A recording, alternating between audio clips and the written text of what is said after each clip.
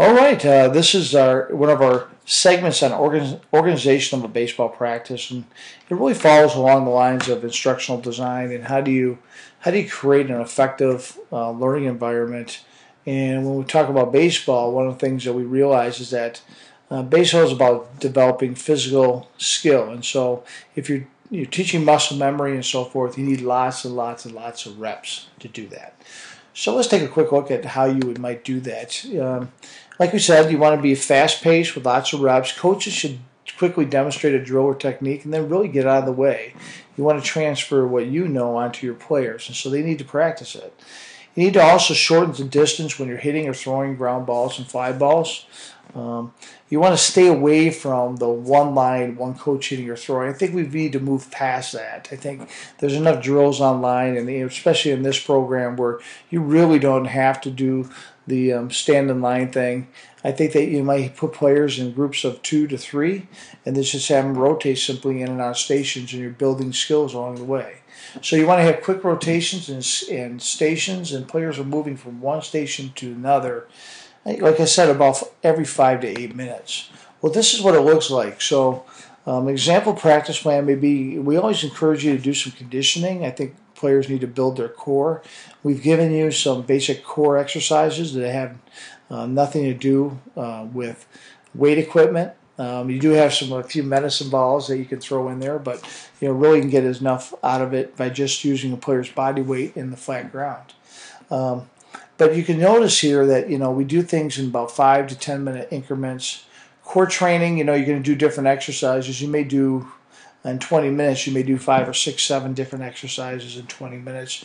Also, the ladder drill, we have that under the catching station. Great footwork drill, and you can even paint a ladder on the ground, or put carpet down and just paint a ladder, or you can buy one for about $20 at the store. And then also stretching. Make sure you stretch and loosen up before you do that. You'll also note that we have 5 hitting stations. That this is a station approach, and each station is about 5 minutes. One of the things I want you to note is that we use wiffle or tennis balls, and they're modified flights, so you don't have to worry about injury. I think some great drills have been done with wiffle golf balls, in which these players really have to focus on hitting it and keeping their head down. And also pitching, pitching, there's 5 stations of pitching. So this gives you an example. You can always throw whatever you want in each position, but you should be building the skill. So when you take a look at this station here, we work on hand position, how to set up. And then we want to work on rocker step, which is out of the windup.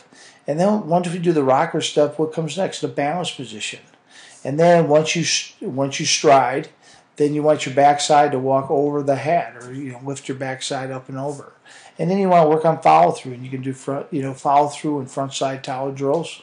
And so really you're talking about building the skill of players.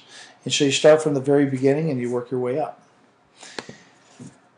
So just remember, these are kind of just a brief scenario, of what you can do. But I think this is how you generally lay out your practice session. Remember, you can do conditioning, and then you can do like stations and hitting and pitching in the infield and outfield.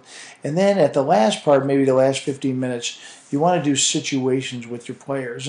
And general rule for situations that you need to go over that at least 7 times before a player knows it. So if you're working on bunt defenses and you have players play different positions, then you need to double up on how many times you go over it. And so they need to go over that actual skill 7 times in that particular positions until they probably feel pretty comfortable. So it's a rule of 7 when we talk about instructional design and learning design. All right, I want to wish you the best of luck. This is just a general guide for you to how to organize your practices. Thank you.